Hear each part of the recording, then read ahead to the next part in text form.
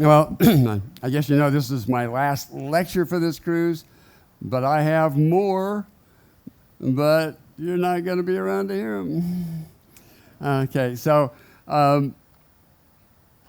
this lecture I'm giving today is based on the research and the oral history interviews I did for this book when I was living on Saipan between 1995 and 2000. And I added the subtitle at the beginning of the end because that was the official, the title of the official Marine Corps history of the Battle of Saipan, because it pretty much, the Japanese even realized that the game was up by then, but they insisted on fighting for another year and causing more death and destruction.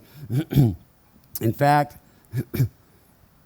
General Tojo was also prime minister at the time. He was forced to resign along with his entire cabinet once Saipan fell. And the reason for taking Saipan was because of the new B-29 bomber. It was twice as big as the B-17. It carried a much bigger payload. It could fly higher. It had, they didn't have to wear oxygen masks or these heavy fleece flying outfits because the fuselage was all contained, and they didn't need all that. This was the most expensive project in World War II. It cost more than the Manhattan Project, which was the effort to develop the first atomic bomb. Does anybody know what the third most expensive project was in World War II? It was, yeah, the Norton bomb sight. I think I told you that. Yeah.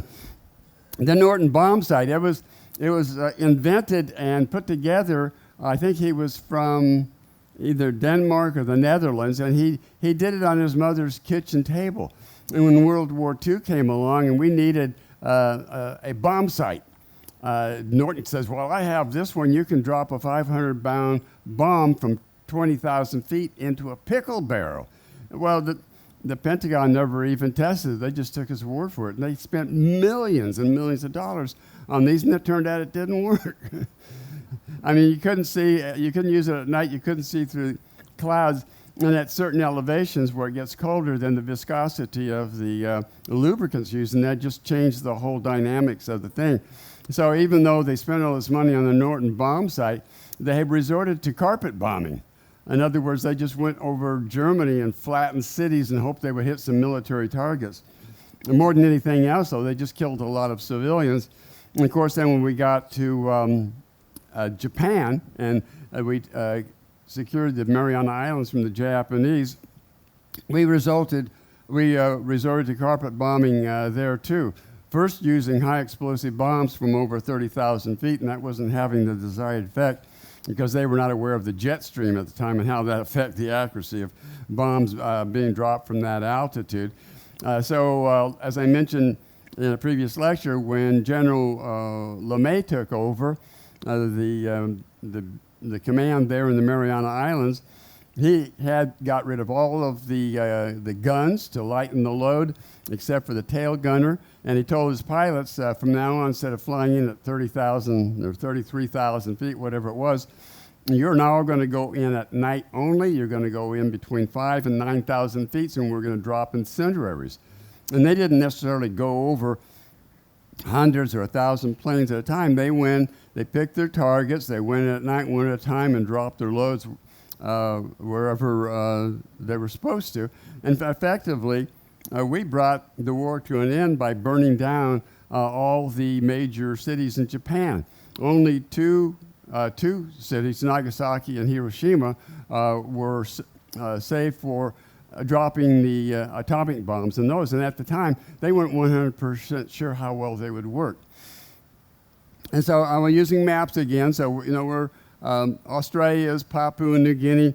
The Gilbert Islands have been taken by then, the Marshall Islands. A couple of weeks before the landings on Saipan, General MacArthur's forces had landed in Biak Island, which is towards the west end there of Papua New Guinea. And then a week before the Marines landed on Saipan, the Allies had landed at Normandy in France only a week earlier. And this is a close-up. It's an arc of islands, the Marianas. The The biggest and the oldest is Guam. It's still a U.S. territory. We took it from the Spanish back in 1898 after the Spanish-American War. But we left the rest of the islands to the Spanish. But since they were pretty much bankrupt as a result of the war with the United States, the following year, 1899, they sold it to the Germans. That and the rest of Spanish Micronesia. So the Germans came down there, and they pretty much exploited it for economic reasons. There weren't that many Germans that moved there. There were very few, and they were only there for about 14 years or 15 years until World War I started, and then the Japanese came down and kicked them out. But they grew copra and things like that. To this very day, Guam is still a U.S. territory. The rest of the islands have a Commonwealth status within the United States and the Commonwealth of the Northern Marianas. Now, when I moved there I went there first in 1994 just to check out the place for 2 weeks. It just turned out it was June 1994, is the 50th anniversary of the Battle of Saipan. So I was meeting all these Marines and sailors and Army Air Force veterans who were coming back for the 50th anniversary. A lot of these guys, especially the Marines, were not too happy about coming back. When I talked to some of them, one said, "Oh, my son wanted to see where I fought during the war." He said, "I didn't really want to come back here. I do not have pleasant memories of it, but here I am." And another one that I got to know, Guy Gabaldon, who actually moved back there in 1980s and started a fishing business. When I interviewed him, he says, everybody thinks that we're going around liberating people. They think we came to Saipan to liberate the people. We didn't come here to liberate anybody. We came here to kill Japanese. And he was very, very honest about that. So when we moved back there in 1995, I spent quite a bit of time physically exploring the islands and nearby Tinian and Rota and Guam.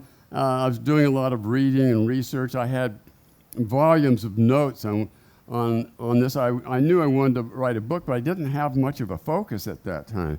Until one time I was at a local hotel that had a swimming pool there, and I used to take my two young daughters there to go swimming. And one time when I was there, this woman, her name is Sechen Akiyama. That's her Japanese name. Her married name is Vicky Vaughn. But she liked kids. She had 5 of her own. They were all grown up, but she came over to me and started talking to me, and she really wanted to meet my kids. But during our conversation, she told me a little bit about her life, having been born and raised in Saipan. She said her father was a Japanese university student in the early 20s, I guess. He came down to Saipan on vacation and fell in love with the islands. Not only that, he fell in love with a local woman, which was Vicky's mother. They got married. They had 7 children together, and then sometime in the 1930s, Vicky's mother died, and her father married his wife's sister, and they had 3 more children. So they had 10 children altogether. And then she was telling me, though, even though she had a rather idyllic life, when the war came there, everything just got turned upside down. Because before the Marines landed, of course, they shelled and bombed the place and pretty much destroyed all the buildings on the islands. They had to go into hiding someplace. And I said, that's such an interesting story, because everything about the war is usually written about the Japanese and the Americans and the allies of the Americans.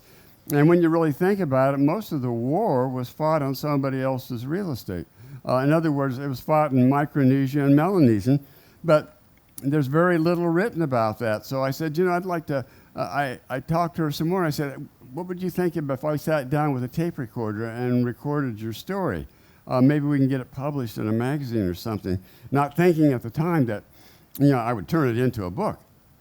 He said she'd like to do that because she always tried to tell her own children about what happened to her and the rest of her family during the fighting on Saipan, but she couldn't tell the story without crying, and they didn't like to see their mother cry, so they would make her stop. So she thought this was a good chance to tell the story, and I would transcribe it. And matter of fact, I think we did 5 interviews before we got all the information I thought that would be necessary to make a readable story.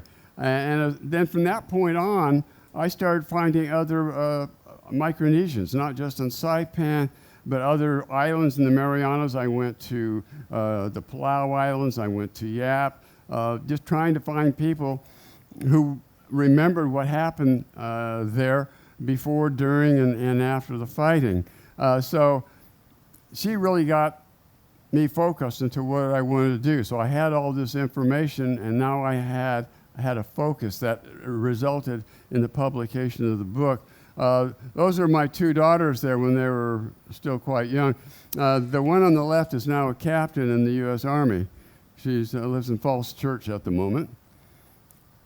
But I refer to the Japanese period roughly between 1914, when they moved down and took over the islands from the Germans, in the 1944, when, of course, they were forcibly removed from the islands. Now, when they took over in 1914, it was relatively bloodless. The Germans were not down there militarily. They had some ships down there, but when the Japanese moved, the German ships fled the area, and the Japanese just simply came down and took over. It was quite bloodless. Of course, in 1944, it was anything but bloodless. It was quite a bloody battle. Matter of fact, the Americans suffered something like 14,000 casualties.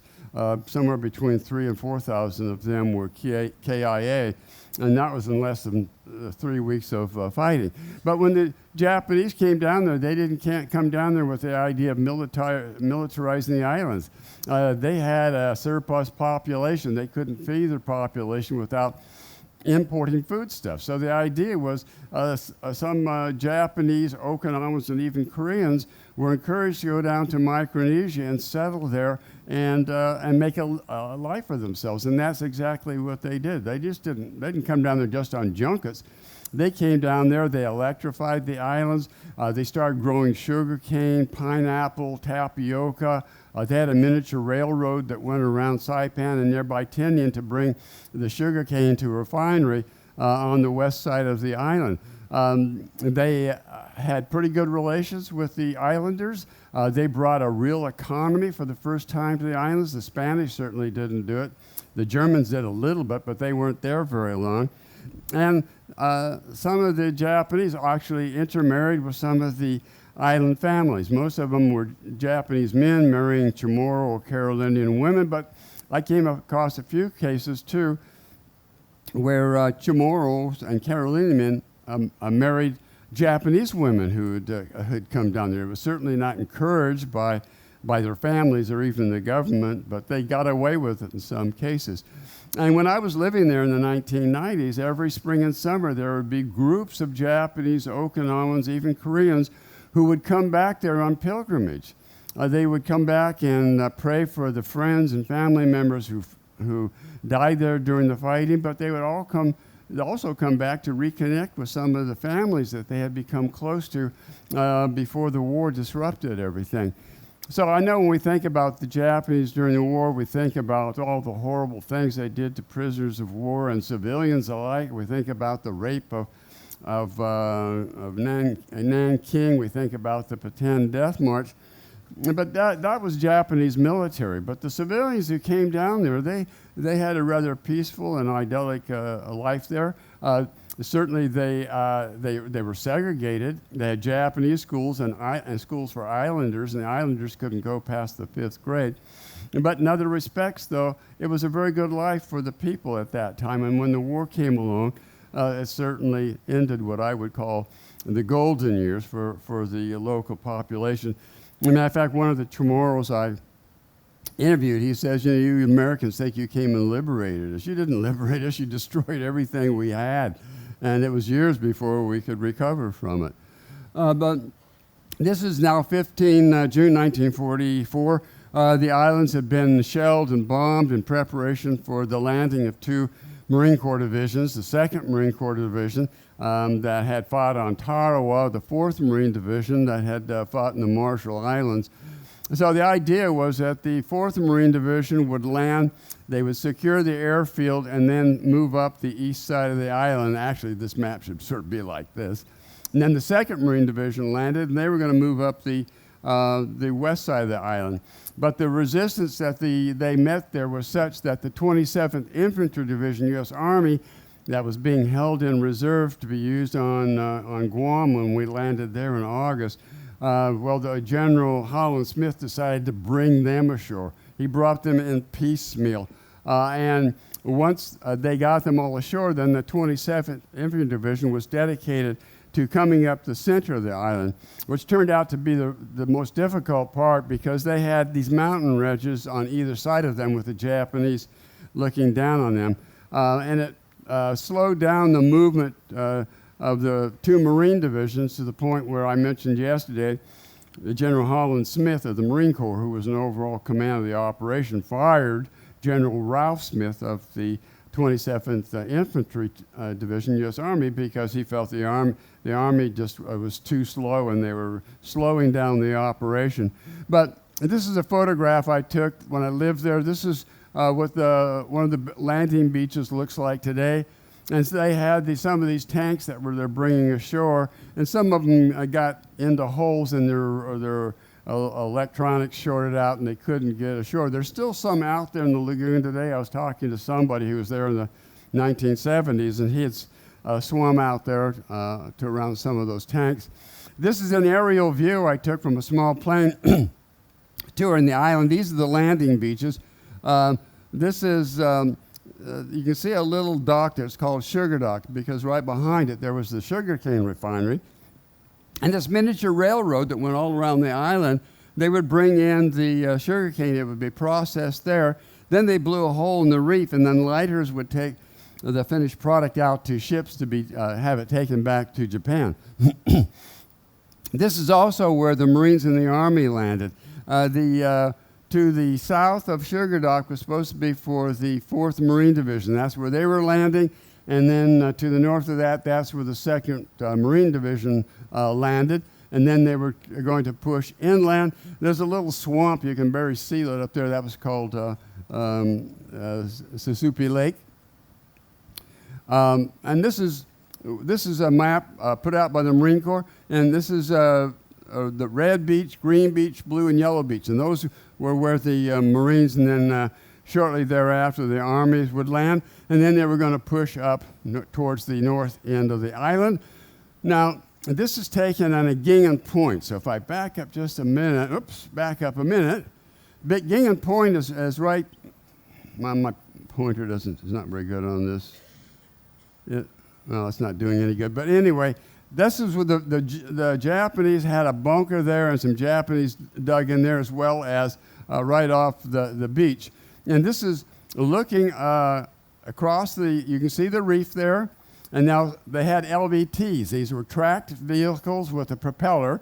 While they were in the water, they would get up to the reef, then their tracks would dig into the reef. They would crawl over the reef into the lagoon, and then they would become sort of a boat again until they got to the beach where they would then discharge the Marines.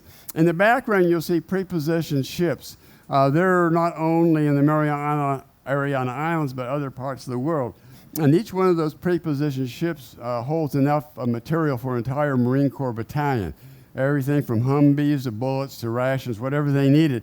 Matter of fact, in the first Gulf War, the captain of one of the ships who gave me a tour said they headed to Saudi Arabia. The Marines were flown in. They offloaded all of their equipment, and they were good to go when they launched their counteroffensive against the Iraqis in Kuwait.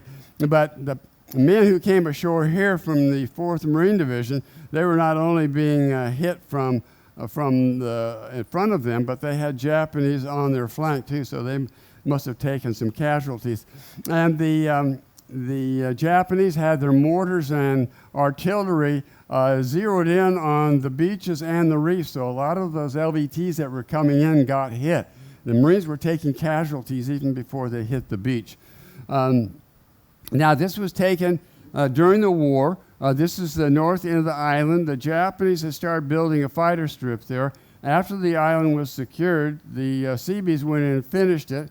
As a matter of fact, when I was giving a talk in Monterey, California, to some aviators or retired aviators, one of them came up to me afterwards, and he said he flew P-47 off that runway after the island was secured. In the background, you can see some of the ships that were involved in the invasion.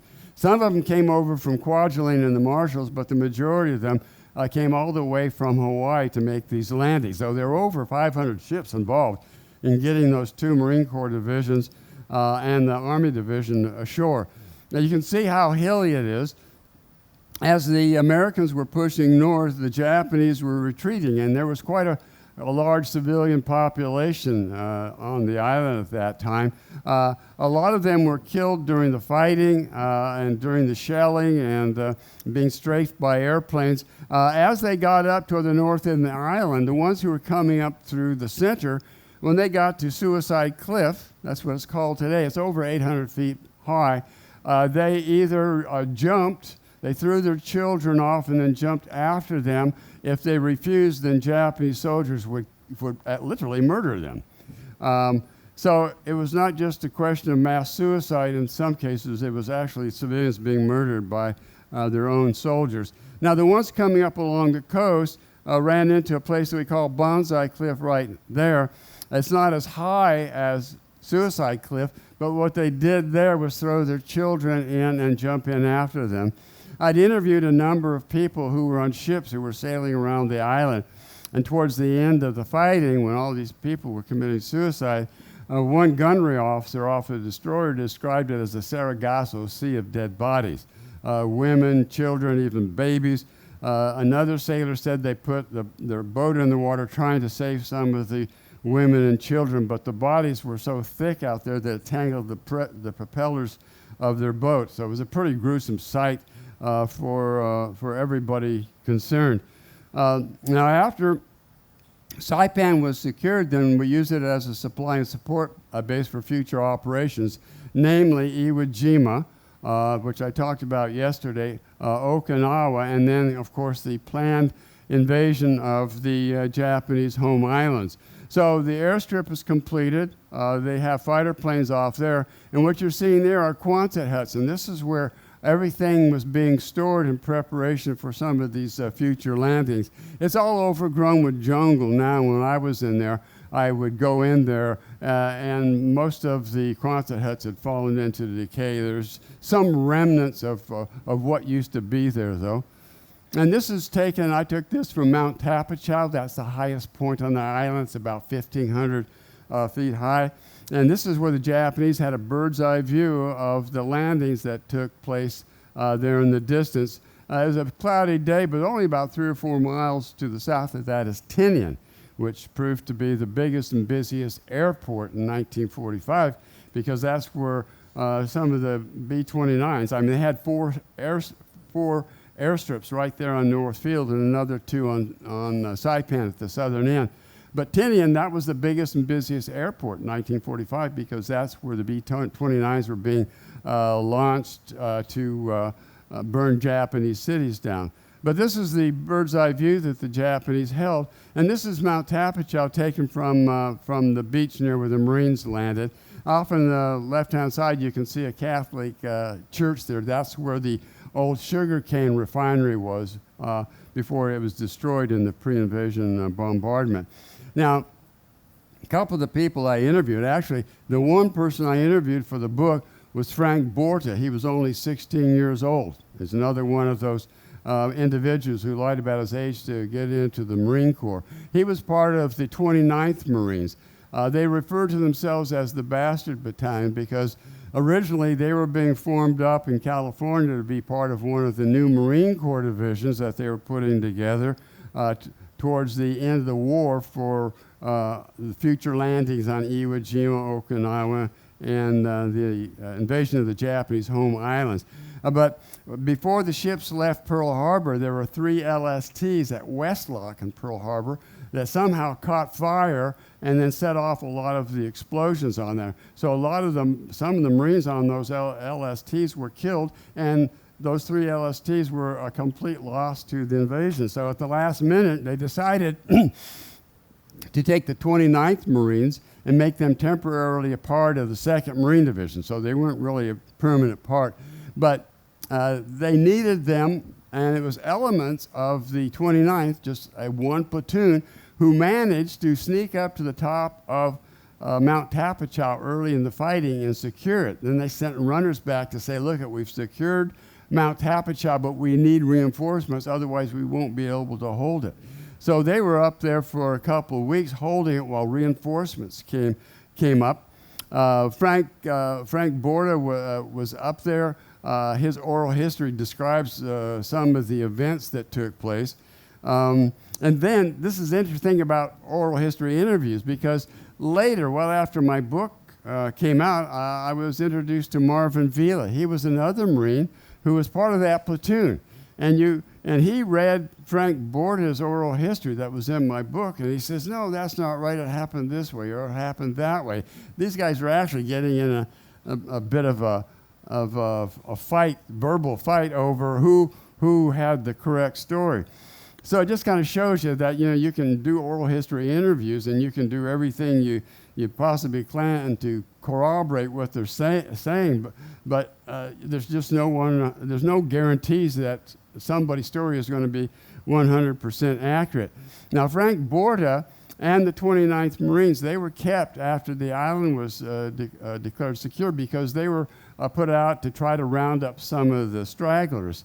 And sometime during this period, he got wounded while they were hunting down some of these Japanese stragglers. So he was medically discharged at 16, and he returned to the United States and went back to high school before the war was even over. Now, Marvin Vila says in his company, and the company would be about 100 men, by the time the fighting was over there on Saipan, of the 100 men in his company, he was only one of 17 left. By the time they came off the line after 2.5 weeks, I think they went ashore with 1,200 men, and only about 200 of them came off unwounded. 200 out of 1,200. So they had the highest casualty rate for a unit that size on battle. Now, Marvin, he wasn't wounded, so he was part of the group that invaded Okinawa later in April of 1945.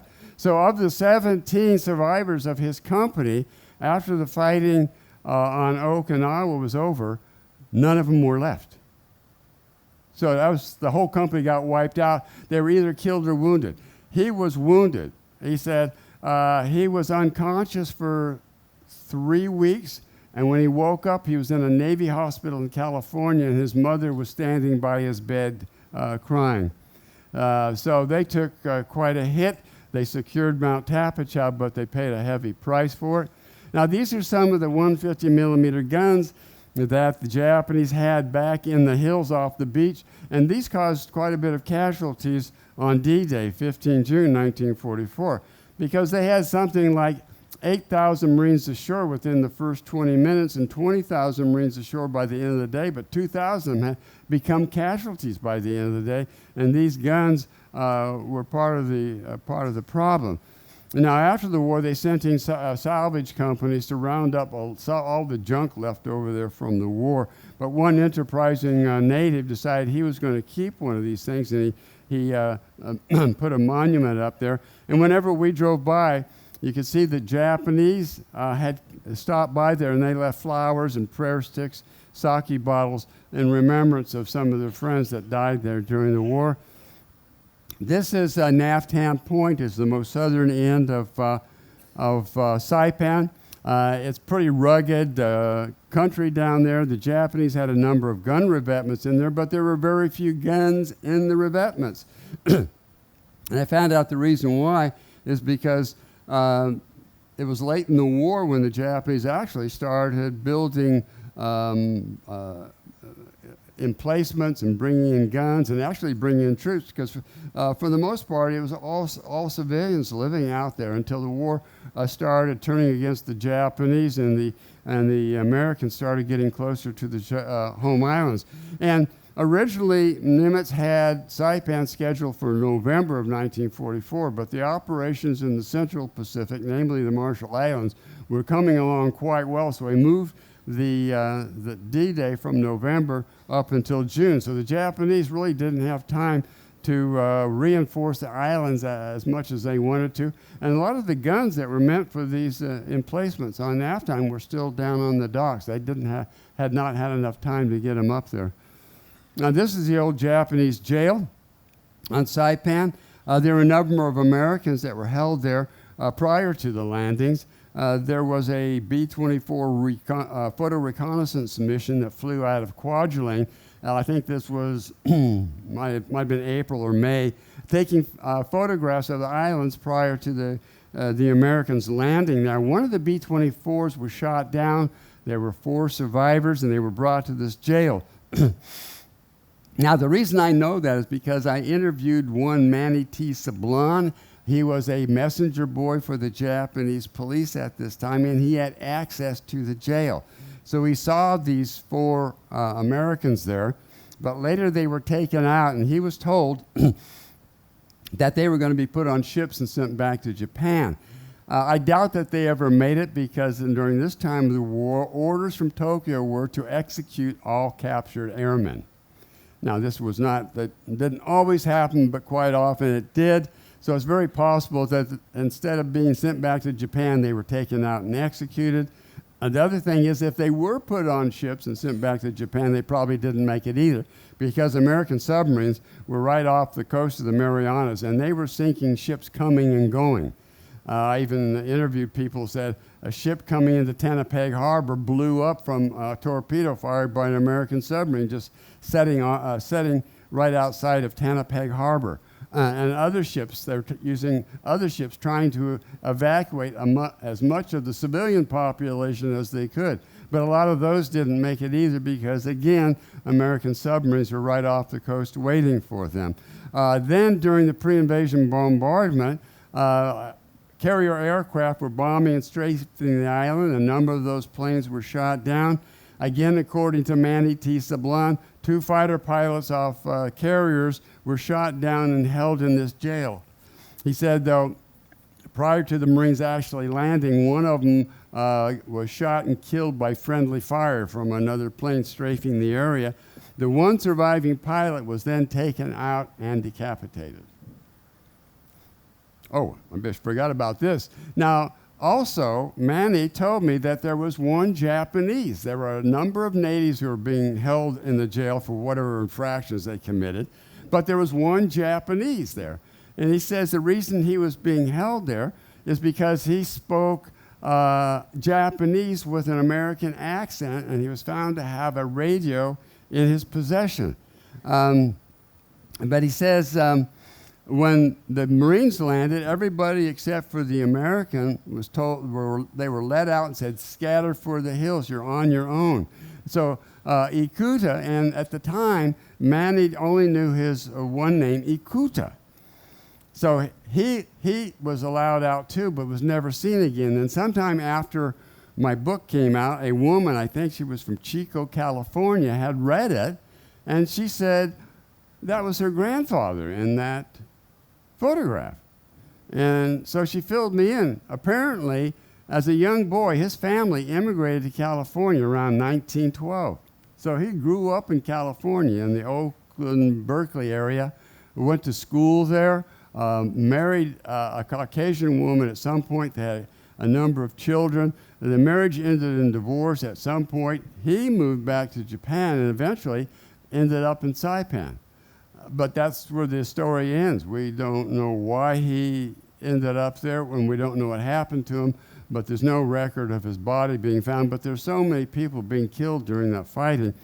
He might have been one of thousands who were just left out in the jungle, or maybe he was one of the people that were thrown into mass graves. But it's only from her writing to me and filling out the rest of the story that I was able to add the rest of his name, which is Zenjuro. And this is an archival photograph. If you look closely, you'll see one gentleman with a flamethrower, and some of these other guys have 12-gauge shotguns.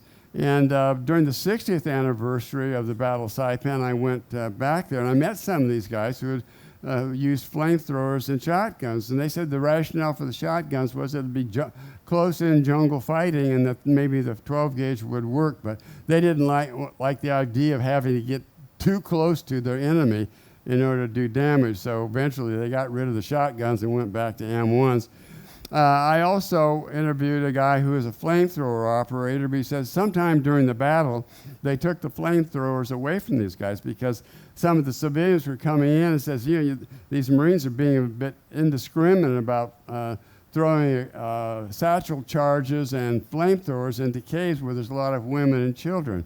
So they took the flamethrowers away from them eventually, and he said he was more than happy to get rid of it because the Japanese, they kind of stood out with those tanks on their back, and so they were prime targets for Japanese snipers. There are a lot of natural and also man-made caves on Saipan. I've been into a number of them. In this one, I found some sake bottles, some prayer sticks, and somebody had written a letter there, and I think it's in kanji. So far, I've never been able to find somebody who could translate it for me. But this is quite common when I was living there because the Japanese, like I said, would come back every spring and summer. They wanted to reconnect with some of the local families that they had been close to prior to the war. And they also pay respect to friends and family members, or if they were surviving soldiers, to pay respects to those that they left behind during the fighting. But it's not uncommon to find a lot of artifacts and debris still left over from the war in some of these caves. This is a natural limestone cave, is one that I had gone into a couple of times, but there's only one way into this cave, and so people who've been down there before put colored tape to mark the way down so they could find their way out, because if you took off a side passage, you would end up somewhere in the bowels of the earth and probably never find your way out. In fact, I went down one time with a flashlight that stopped working.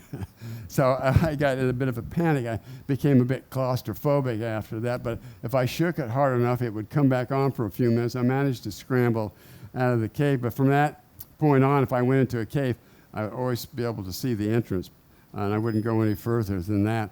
And this is a stalactite on one of the caves, and it's in Japanese, and I had somebody translate. He says it was a suicide note, that the people in that cave ended up killing themselves rather than fall into American hands. And this is some of the artifacts, old broken dishes, bottles, and even if you look closer, you'll see the long bones from Japanese who died in that cave. And this was a photo taken off the body of a Japanese soldier. One of the Marines I interviewed, he said there was a Japanese he killed, and they were always looking for souvenirs, and they're also looking for intelligence, so they would search for papers and documents and stuff. But he pulled this wallet out of the guy's pocket and found this photograph. And I think there's a story there, really, because obviously it's probably the wife and child of this Japanese soldier, and he went off to war and never came back. And this little girl probably grew up not knowing her father, never saw him again, probably didn't even know where he had been killed. But that was the story of war everywhere. Young men go off to war and they don't come back, and quite often the families don't even know what happened to them. In another case, there was a Marine I wanted to interview. I talked to him on the phone. But he said he still had such bad memories of the war that he just didn't feel like doing his oral history interview. But then a couple of weeks later, a package arrived in the mail from him, and in it was a Japanese photograph album. It was in great condition. And he said in his letter, he says, well, I found this during the fighting on Saipan. It's been sitting in my closet all these years. I thought, well, maybe you could find some use for it. Well, in the album, there was a postcard. Something was written in Japanese. And I figured, well, it must be a name of somebody, an address. I said, well, it's a long shot. I just made a copy of the postcard, and I sent it to a friend of mine in Japan who had a translation service. I had met him in 1995 when he was out with the Bone Hunters. And I said, Hiro-san, can you check this out, see if this address even exists, see if there's anybody still living there? He got back to me in less than a week. He said the address is still there, the house is still there, and the person that the postcard is addressed to is still there. It turns out to be the wife in the far lower left-hand corner, that was the wife of a Japanese soldier who owned the photograph album. So I managed to return it to her. She lived in a village outside of Osaka, and she got word back to me that she said, I said goodbye to my husband. He went off to war. He never came back, and I don't even know what happened to him. But now I know he died in the fighting on Saipan. And then the following year, representatives from her village, she was apparently too ill to travel, they actually came out to Saipan to thank me for having returned that album to her. And of course, like I said, after the fighting, they sent out these salvage companies to all that because there was so much junk and unexploded ordnance, and there still is. When I was there, I was still finding unexploded bombs, artillery shells, mortar shells, hand grenades.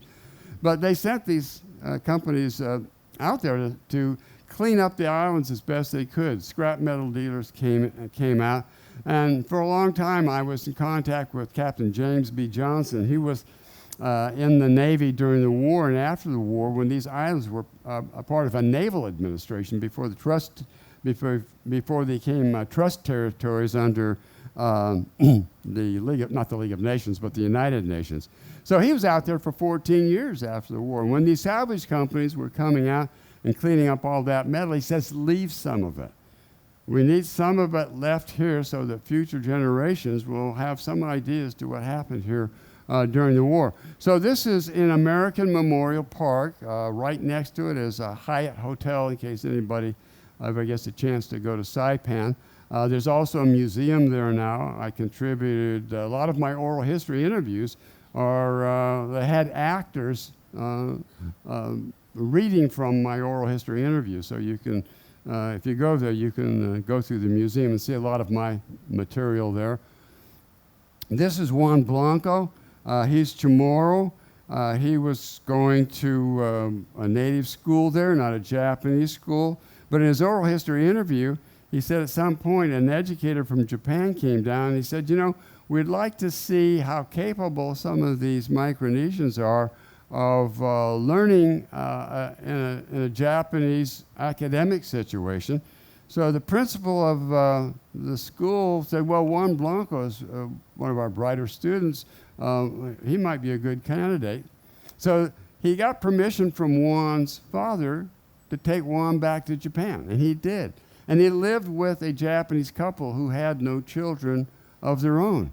And he said in his oral history interview that when he first walked into the class, everybody was looking at him as if they were expecting to see somebody wearing a grass skirt with a bone in his nose. But apparently he integrated quite well, did well academically, did well in sports. But then as the war was getting closer and closer to the Mariana Islands, his father asked him to come home. He didn't want to have him left up in Japan, so he did. But he wanted to continue his education, but if he went to a native school, he would have to only could go as high as the 5th grade. So they worked it out so that he could finish his studies in a Japanese school, but they gave him a Japanese name so he would fit in. And at the end of the school year, he'd graduate at the top of his class. So even though he had a Japanese name, everybody knew he was not Japanese, and so instead of giving the prize to him, they gave it to the second highest score, if you want to put it that way, who was Japanese. So he was pretty upset about that, but he said in his oral history interview that his teacher came to his house afterwards and apologized profusely to Juan as well as his parents. He says, I know it's unfair. It's just the way the system works. So, but the Japanese school he went to, of course, it was destroyed during the fighting, so one of his fellow students, they put up this memorial there on Saipan where the school was. And at the time, he said he was going to Japan every year for reunions with the kids he went to school with in Japan. And quite often, the Japanese he went to school with up there and the ones he went to school with on Saipan, they would have reunions there in Saipan. Of course, this is not happening anymore. Juan died a few years ago, but he was one of the smartest people I've interviewed. He could read, write, and speak Japanese fluently. And he was so precise in his oral history interview. He wanted everything to be just right. And if he couldn't think of the right phrase in English, he would write it down in Japanese and think about it and then give me what he thought was the best English translation of it. One, Fraunheiser, he was with the 33rd Coast Artillery Battery. These were the long toms he had. This is him during the war. He came back to Saipan in 1996. He was trying to find the hard stands where his 155 was, because they were brought ashore right after the Marines landed, and they moved up towards the north end of the island. As a matter of fact, their hard stands were very close to where I was living at the time, a place called Capitol Hill. But he described roughly where he was stationed, because they were there for 15 months. Even after our Saipan was declared secure, they were being held there in reserve with the idea that they would be then used when the Americans invaded the Japanese home islands. Of course, that never happened. But they were there for 15 months. So given the description of what he had, show me a few old photographs, I was able to find the ridge that overlooked a ravine where his outfit, the 33rd Coast Artillery, was based for 15 months. We actually cleared off some of the debris and found the brass plate and the hard stand where his 155 was. So we packed up the brass plate and helped him ship it home.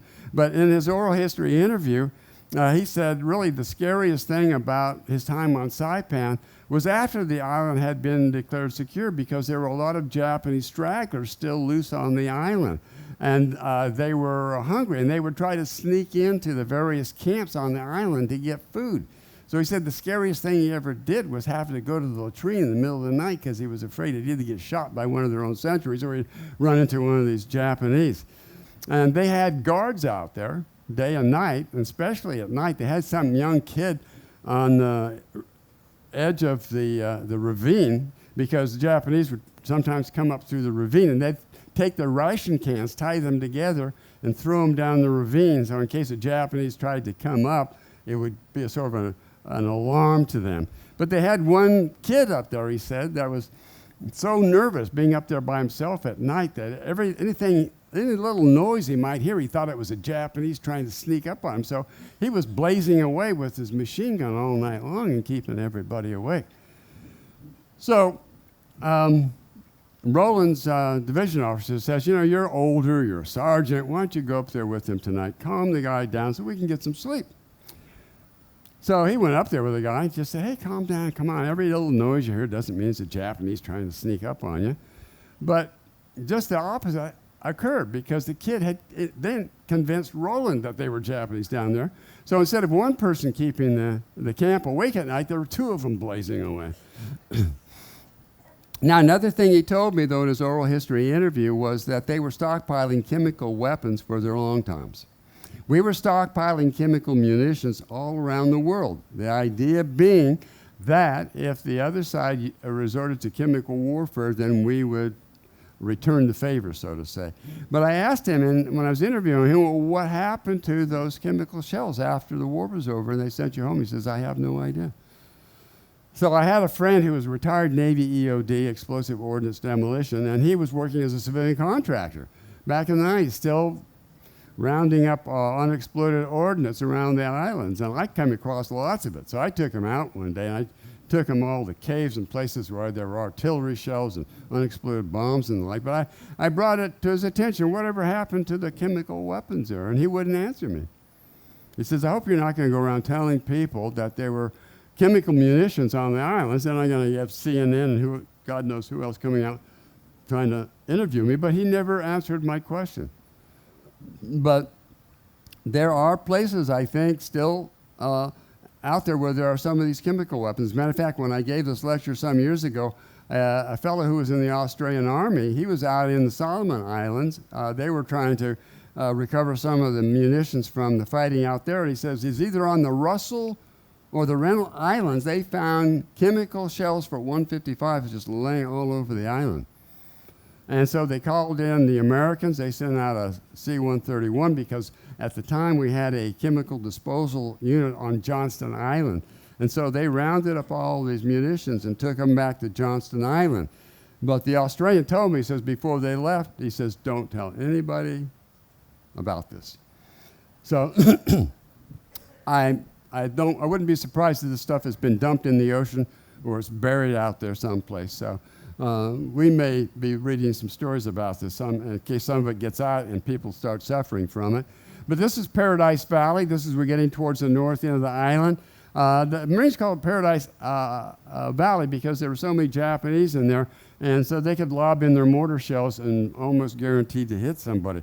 But this was also the last stand of General Saito. He was the ranking Japanese army officer on the island. And also, this was the last resting place of Admiral Nagomo. Admiral Nagomo, he led the carriers against Pearl Harbor in December 1941. He was also in charge of the carrier force that led the attack on Midway Island. Well, he sort of fell in disrepute after that, and he was sent off to the Mariana Islands to command a fleet that, for the most part, existed only on paper. So he was there. That's when they issued the order for the Gyokusai. That's what you would refer to as a bonsai, where the surviving members of the Japanese force would then launch one last effort against the Americans with the idea of killing as many of them as they could before they died. And when it was over, they counted over 4,000 Japanese bodies after the fighting was over. Over 500 Americans died during that Gyokusai. According to a friend of mine who lives there, he had talked to a Japanese soldier some years ago and said they buried Admiral Nagomo in a cave somewhere in there, but they don't know where it is. So Admiral Nagomo is probably still in there someplace. But this is a little cave. It's called Sato's Cave. I've been in there many times. There are prey sticks. There are sake bottles. People at that time were still going in there. They knew that this is where General Saito and Admiral Nagomo ended their lives. After they ordered the Gyokusai, they then committed suicide there. And this is a look at Suicide Cliff, over 800 feet high. This is where Japanese threw their children and then jumped after them. And this is looking down there. So this is an idea of what the Japanese saw before they ended their lives there. Captain Oba, he survived the Gyokusai. Very few of the Japanese did, but he was one of them. And he organized a group of stragglers to continue the fight, even after Saipan had been secured. So they were still causing trouble on the islands well into December 1945, 4 months after Japan had surrendered, before he was finally convinced to surrender to U.S. forces along with his men. But the last Japanese to surrender on Saipan did not take place until 1952. But here's the Japanese now. They started coming back in the 1970s. They started investing in the islands again. They were building golf courses, hotels, restaurants, you name it. And it's only 3 hours from Tokyo. So this is a popular tourist place for the Japanese. And they're probably not that different from you when you hit a new port, right? You get a port, you jump on a bus, you drive around for a few hours and see everything you want to see in 4 or 5 hours. That's what the Japanese do. And this is at the north end of the island. It's called, I can't remember, Bandolero, I think it was called. But when Captain James B. Johnson was there, he had some of the guns and some of the junk left over from the war. He had it moved up to the north end of the island. So it's not uncommon for buses to pull up. The Japanese get out, they sit on these benches, have their photograph taken, jump back up on the bus and go to the next spot that they want to see. And these are some of the people that I met in 1995 when we had uncovered a mass grave from the Gyokusai, and I was helping excavate it. Some of these guys, when I talked to them afterwards, said their fathers had died in Saipan. They didn't know who their father was. One of them was a farmer. He had a farmer in this area during the war. And the guy on the far right with the beard, he was one of the few Japanese soldiers who actually survived the fighting. So a lot of the Japanese who they captured after the fighting were actually wounded, and they couldn't kill themselves. So I say, well, were you wounded? Is that why you surrendered? He says, no, I just got tired of fighting, and there's nowhere else to go. I was running out of islands, so I just threw my hands up. So I have to mention this because the Chinese have come back in recent years. They bribed enough people so that they got permission to build some casinos, and this is one of the monsters that they were building. I mean, it stands well above all the other buildings in the main village of Garapan. They started building it. They brought in Chinese workers disguised as tourists, and when they got there, they stayed and they put to work. But then eventually, some of these Chinese went on strike because they weren't being paid. Now, whether they ever finished that or not, I don't know. But if you get to Saipan sometime, this thing is just going to stick up like a giant hemorrhoid. Anyway, I'm out of time. I went a little bit over, so I better get out of here. That's it.